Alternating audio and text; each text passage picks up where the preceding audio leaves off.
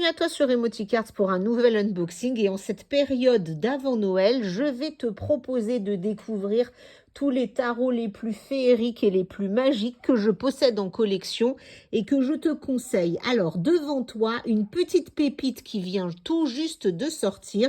Il s'agit du tarot ésotérique du monde des fées de Barbara Moore et illustré par Linda Ravenscroft.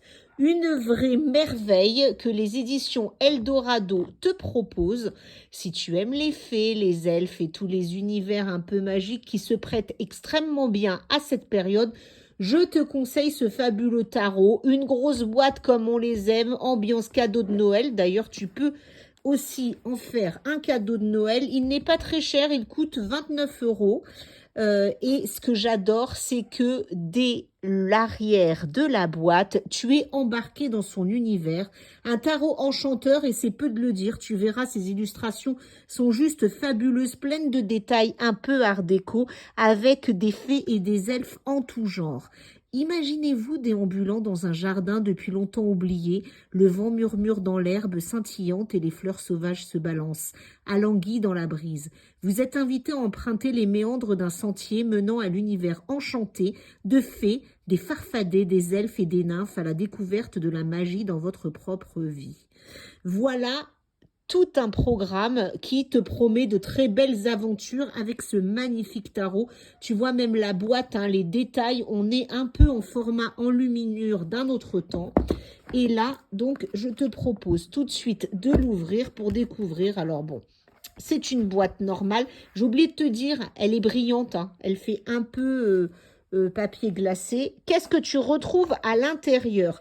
Un guide format plutôt livre, hein, tu vois, extrêmement épais, comme on aime les faire maintenant souvent dans les gros coffrets.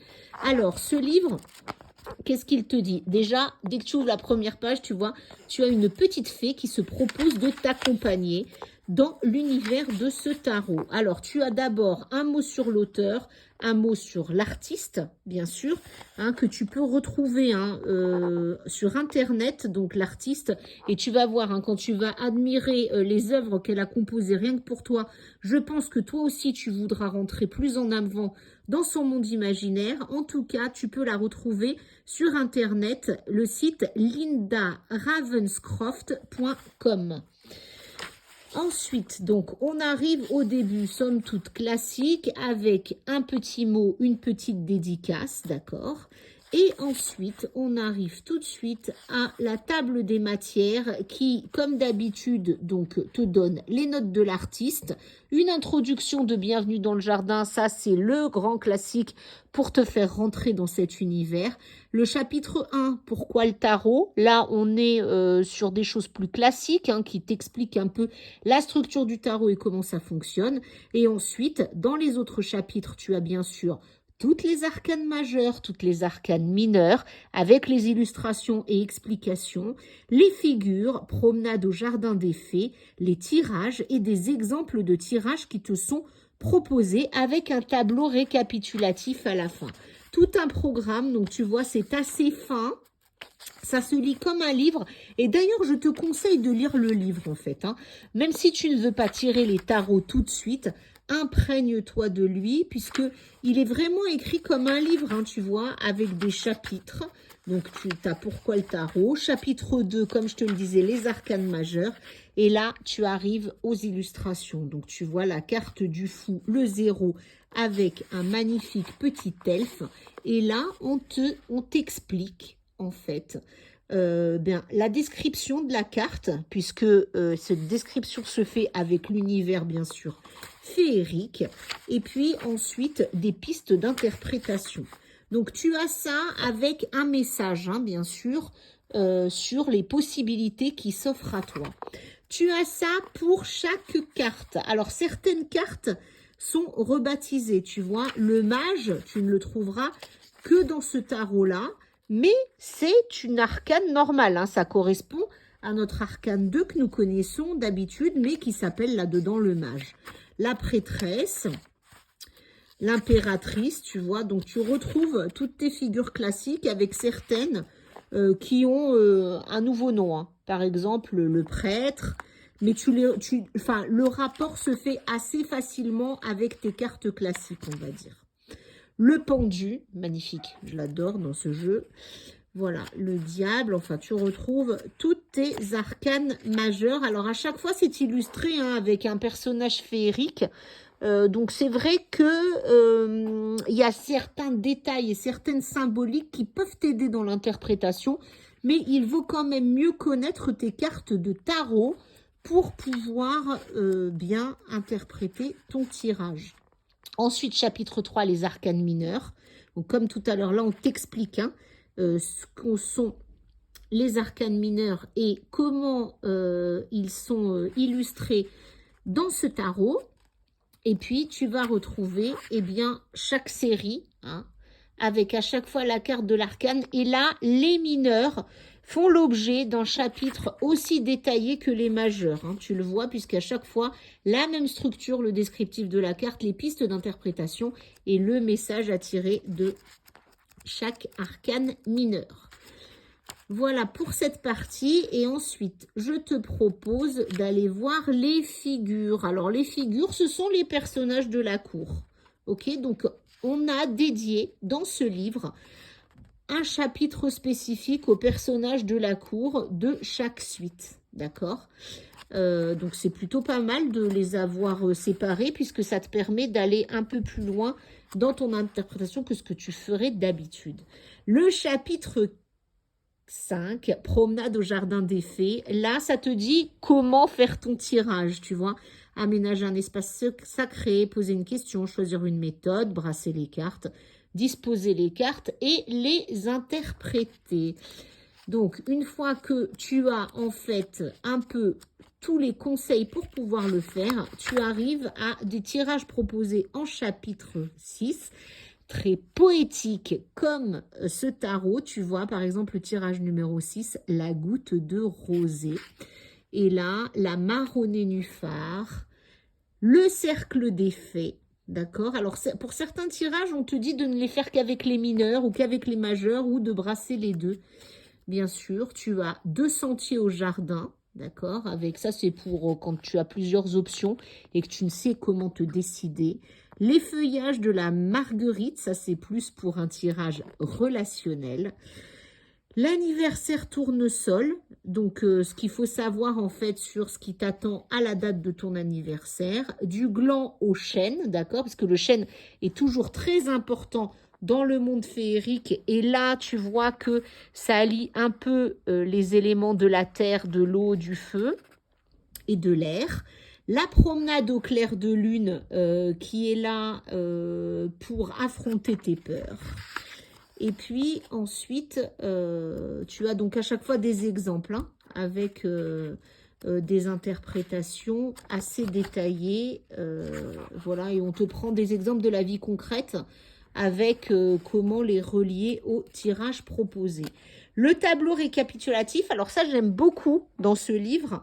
Tu as à chaque arcane, eh bien, un peu comme un mantra, un peu comme qu'est-ce que cette carte voudrait te délivrer comme message. Par exemple, tu vois le fou, poursuivez vos rêves. Le mage, faites bon usage de vos talents. La prêtresse, vivez selon vos valeurs. Donc ça, c'est plutôt sympa parce que plutôt que d'avoir des mots-clés, parfois une phrase comme ça peut pousser ton intuition et t'aider à aller un peu plus loin que l'interprétation assez classique que tu ferais. Et ensuite, tu vois, tu as la même chose, alors là, sous format mots-clés pour les arcanes mineurs, par exemple, la suite des bâtons. Tu vois, on te dit, l'As, c'est l'aventure. Le 2, c'est le partenariat. Le 3, c'est une opportunité. Et ça, c'est sympa aussi à avoir sous le coude. Et ça change, je trouve, des présentations habituelles. Et tu arrives donc à la fin de ton livre. Je te le conseille vraiment. Lis-le comme un conte, tu verras. Parce que c'est juste magnifique de toute façon, puisqu'à chaque descriptif de carte, tu rentres dans le monde magique. Donc, si tu aimes la magie des fées, des elfes et de tous ces petits êtres un peu surnaturels, tu aimeras beaucoup ce livre sous format conte, mais qui te donne aussi beaucoup d'instructions et d'outils pour faire l'interprétation de ton tirage. Alors, je suis restée un peu longtemps sur le livre, mais il méritait qu'on s'y attarde. Et là, voilà, je te montre la boîte qui contient les magnifiques cartes. Alors, des cartes côté, tu vois, verso qui sont comme ça. Donc, la nature, hein, bien sûr, puisqu'on est avec les fées. Et côté recto qui sont illustrés, donc, suivant les suites. Alors, je vais te montrer, hein. Donc là, tu as le fou, le mage. Donc, tu vois, il y a beaucoup, beaucoup de détails. On est vraiment dans l'univers féerique. La prêtresse. Donc, à chaque fois, c'est une image féerique. Hein.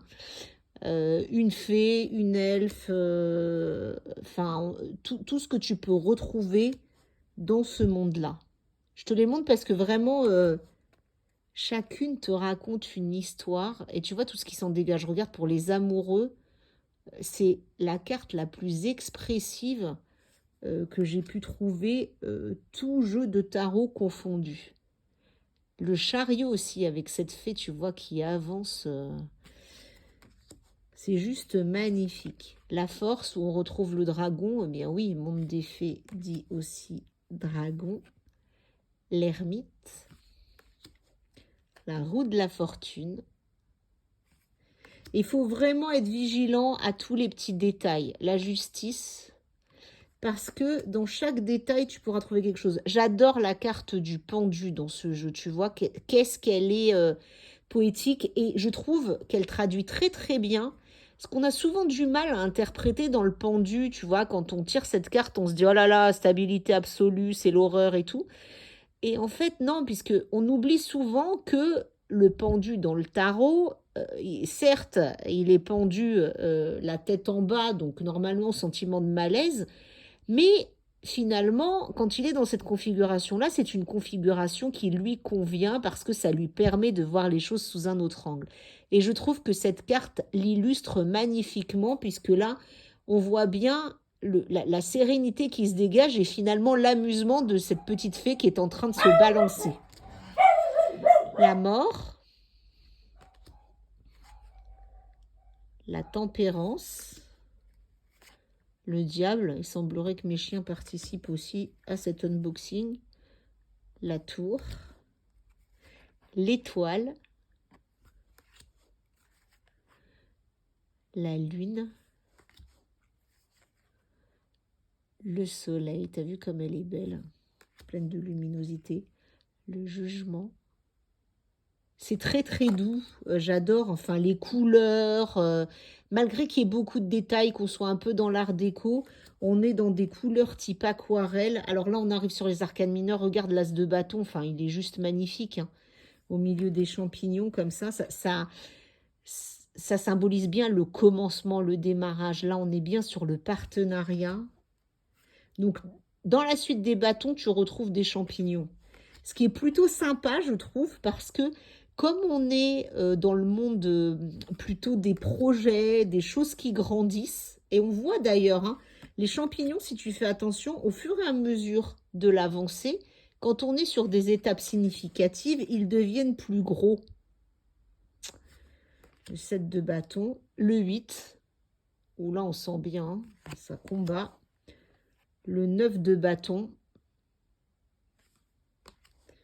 et le 10, où on sent qu'on a porté tant de choses qu'on a besoin de se reposer. Il ne faut pas tout embrasser. Et là, les personnages de la cour, tu vois, le valet de bâton, dans une figure très juvénile, hein, comme un valet, hein, qui symbolise l'enfance.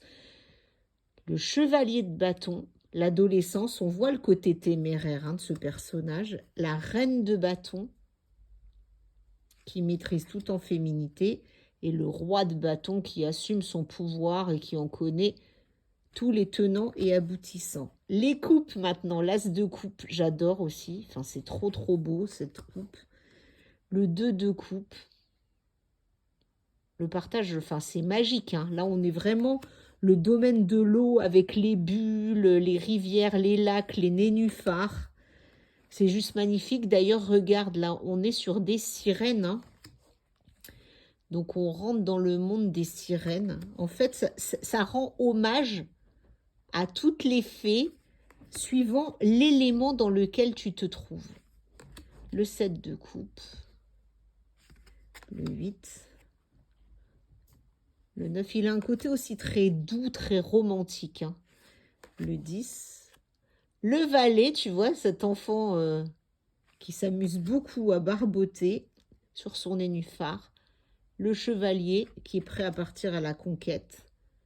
La reine de coupe qui règne sur son empire émotionnel. Le roi de coupe.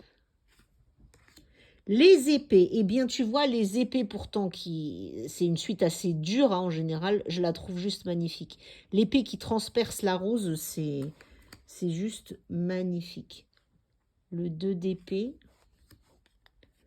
et le 3 d'épée, tu vois, malgré que ce soit une carte dure, alors on sent hein, la tristesse et la douleur dans cette carte, mais elle a un côté doux, comme ce tarot en fait. Hein.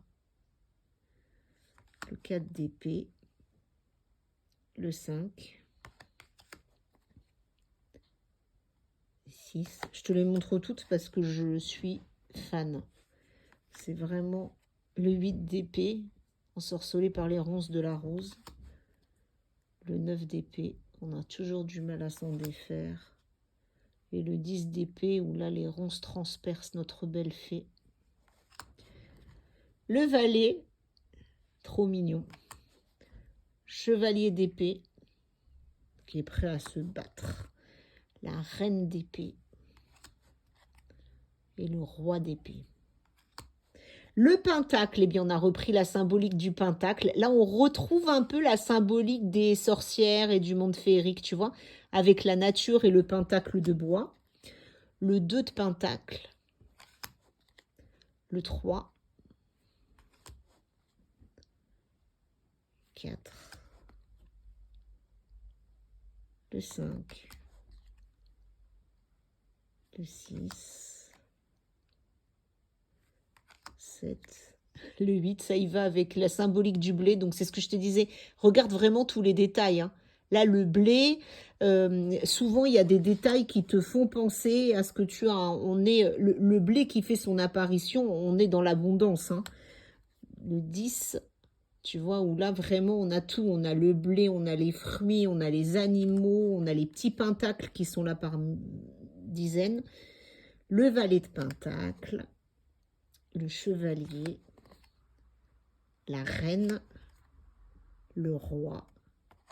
Et ensuite, tu as 2 cartes bonus pour t'inviter à soit remercier les fées par rapport au message qu'elles vont te délivrer, au soutien et à l'aide qu'elles vont t'apporter, ou pour accueillir les fées. Alors, tu peux très bien, en début de tirage, avant de commencer, prononcer, tu vois, ces mots, fée brillante et sage fée, des étangs, des bois et des jardins, guider mes pensées, guider ma vue, aidez-moi à trouver le chemin qui mène à mon destin. Ça, c'est plutôt pas mal de réciter ce mantra-là avant de faire ton tirage parce que tu te mets en condition d'accueillir les messages que les fées vont te délivrer et remercier les fées. Termine ton tirage par ça. Fée brillante et sage fée, des étangs, des bois et des jardins, vous qui répandez votre glorieuse clarté, merci de m'avoir guidé vers le chemin qui mène à mon destin.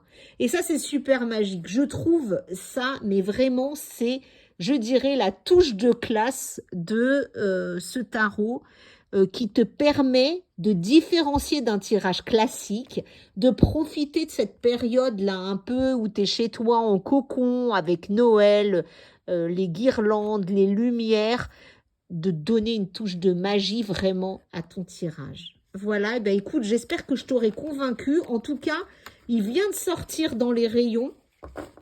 Moi, c'est un cadeau qu'on m'a offert, un précieux cadeau. Et je te le conseille vraiment. Voilà. En plus, si tu es sensible à l'univers des contes, des fées, etc., ça aura aussi le pouvoir de te reconnecter à ton enfant intérieur. Et ça n'a pas de prix. En tout cas, tu l'auras compris, je suis fan. Et je te donne rendez-vous très prochainement sur Emoticards pour d'autres tarots dans cette ambiance un peu conte et un peu Noël. À très bientôt et bonne journée à toi.